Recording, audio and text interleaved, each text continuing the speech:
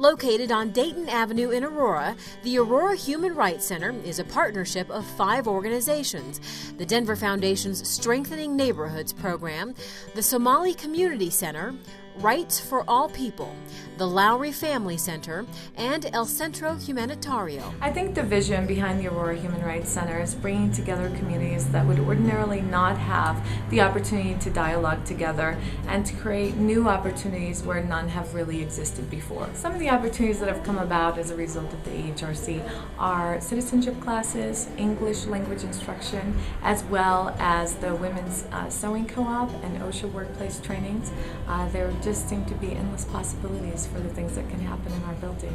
The people and the community members that come through our center are people that can surely benefit from the other programs in the building. So just the pure force of the people that travel through Mario's program and the Denver Foundation's Strengthening Neighborhoods program show us just the volume of people that are in this original Aurora that really need our services.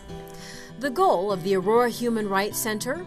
To create a place where the residents of original Aurora can come together and improve their lives. One key catalyst behind the center, a 101-year-old philanthropist named Mims Buck.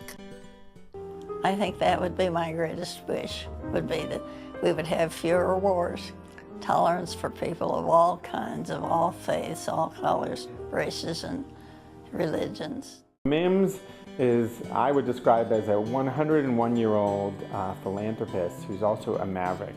Mims and her husband Douglas, who got married right around the Great Depression, started 2 businesses. One was called Capital Cooperative Insurance, which was life insurance. Coupled with that, built a number of mortuaries. A lot of their wealth that they accrued here, they wanted to get back here in town. We established a donor advised fund at the Denver Foundation so that other philanthropists or folks who want to support immigrants in Aurora could invest through this fund.